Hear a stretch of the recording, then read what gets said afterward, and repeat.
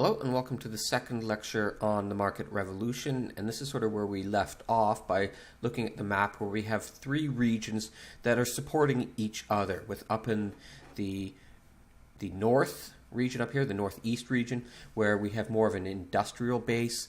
This is sort of early industrial revolution, particularly in textiles, but in other industries as well, and getting more sort of factories. They are supported with foodstuffs, particularly wheat that's being grown out in the west or the Midwest, and other things there as well.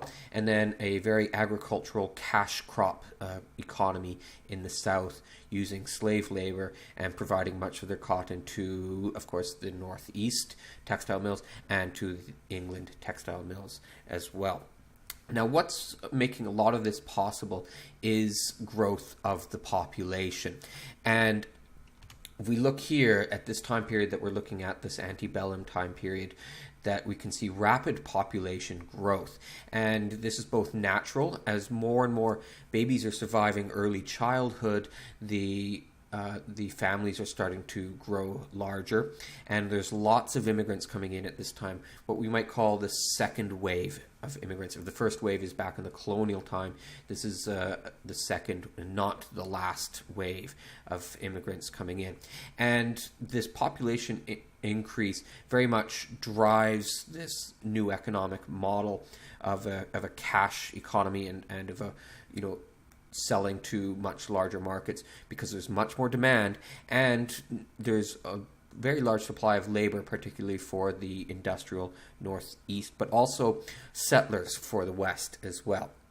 So who are the immigrants? Primarily they are Irish and German. And the Irish are coming both before and during the potato famine. It's not limited just to, there's the potato famine, they came over.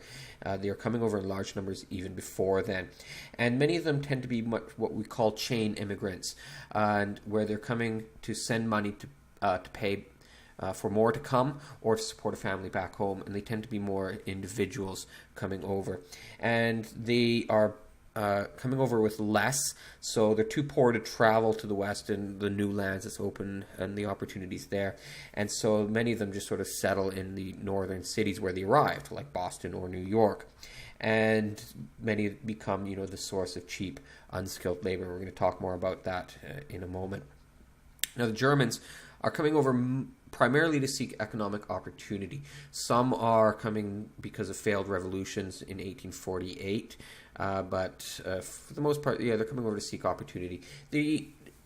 Different from the Irish, coming over more as families, and many would travel west. Many of them are a little bit more well off or have artisan skills, and they don't want to settle in these dirty industrial cities, and many are moving out west and opening up the farming there. They're more skilled, they did well, and they're generally more liked than the Irish.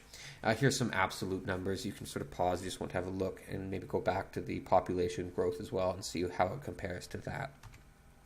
And this map showing where they tend to settle. With the Germans, we can see, so the pie chart is showing, of all the foreigners in the state, how many are coming from different regions. And we can see primarily a lot of Germans. Wisconsin, almost half the people settling there are German. And this other sort of big others tend to be people like Swedes are coming over. Illinois as well, and Ohio, large numbers. But over here in the north, we can see it's much more of the Irish coming over there. And a backlash against immigrants. And this, as you know, is a common theme in American history, and this being recorded right before the 2016 presidential election. A backlash against Mexican immigrants has been a major part of this election. And so we see it with any wave of immigration. There's concerns that they're going to take our jobs or weaken our society or change our culture, and that these are people different from us, and that they're going to have a negative influence on our society. And this was in particular towards the Irish, who are Catholic in a country that began as an anti-Catholic country, and Catholics are seen as dangerous, that they'll be unpatriotic because they have to follow the wishes of their pope, not the wishes of their their government. The Irish in general are seen as lazy, and in some cases even less than human. And NINA, no Irish need apply, was a very common sign that you might see. I'm looking for some help. I've got a job, but if you're Irish, don't bother. I'm not going to hire you. I'm looking for other people. And this is showing another sort of backlash against both the Irish and the Germans, that they're being manipulated with beer and whiskey to go vote. And the Democrats, and the Jacksonian Democrats, tended to try to woo these voters a little bit more than the Whigs, who were very sort of standoffish towards them. Other ones, those are Irish, sort of seen as like almost ape-like. And they are settling in to the cities, and the cities, these early industrial cities, do tend to grow up at this time, particularly here. And then these cities here, these become sort of hubs for a lot of the products that are moving out. They become sort of transportation hubs where a lot of the wheat and other food stuff gets amassed before being shipped off. And let's get into labor. So here is an early textile mill in New England. And if we look at the old way that work was done and compared it with the new way that work is done, there's major changes. So in a traditional workshop, everything made by one person, it takes skills. You become a craftsman. You got to learn your craft. Years of training as an apprentice to learn this. And there would be a close relationship between the master and the apprentice. They know each other. They care about each other on a very personal level. And the apprentice would be paid not in cash but in room and board, in a very much a cashless society. He's irreplaceable. If the master gets sick and dies, you can't just bring in anybody off the street. It takes a while. And the apprentice is bound to serve, and a very paternalistic relationship with the master, father to son kind of a relationship. Whereas in the factory, there's a division of labor with one person doing only one part of the process over and over again. And so the new employee can be taught this in hours, and so you can bring in unskilled labor, which is cheaper. And there'll be an impersonal relation between the employer and the employee. The employer might not even know who the employee is, because there's managers in between who are doing sort of the hiring and the firing and the training. And so the boss might not even know their employees at all. And of course, they're paid in cash wages, which is very different. They're very replaceable. And the labor is free in that you can quit any time and go find another job. But that gets to another point here with early labor. The worker needs the factory more than the factory needs the worker. The factory bosses and employers, they can very easily go out and find, a replacement. If you're unhappy with the job, fine, quit. We'll bring in somebody else. And a large part this is because the supply of workers is growing because of that population increase. And so wages are very low because, there's a high supply of labor. And workers might wish to band together in unions or other cooperation, but these were illegal in the early years of the Industrial Revolution. And employers were very, very tough in fighting against any kind of rules that might come in. They were very much promoting the idea of the laissez-faire, hands off our relationship with our workers. And work tended to be quite unsafe and poor working conditions, and many child workers. No rules in the early years. As change happens, the government's often slower to react than the reality on the ground. Workers tended to support Democrats much more, and it's in this area of getting involved in politics, with Jacksonian democracy, that they are able to make some gains. But for the most part, the working class is largely lacking in strength and power and voice during the Industrial Revolution, even this early Industrial Revolution, and then later we'll get into sort of the Rose Industrial Revolution, railroads, oil, steel, and electricity. We'll see the same sort of themes, that they're lacking in power. Now, that's for the working class. Now, the middle class in the market revolution, a growing middle class, because of all the the managerial positions, the engineering and science positions, that we get a growth of a middle class, an educated middle class, and they become sort of a new defining of gender roles with the husband sphere and the wife's sphere.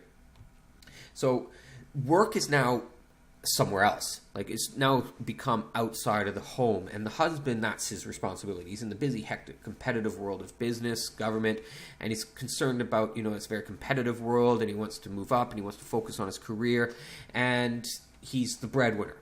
And at the end of the day, he needs a place to react, which is what the wife is supposed to do in the home, the safe, quiet home for the husband where he can come home to and relax. And the woman is idealized and almost worshipped as being a comforting, civilizing force, taming, her competitive wild husband. And the ideal woman is being seen as virtuous, pious, pure, submissive, and domestic, and needs to instill the proper values into the children, which is a major responsibility for her. Now connect back the synthesis to the idea in the early republic of the Republican motherhood. This has continued on in.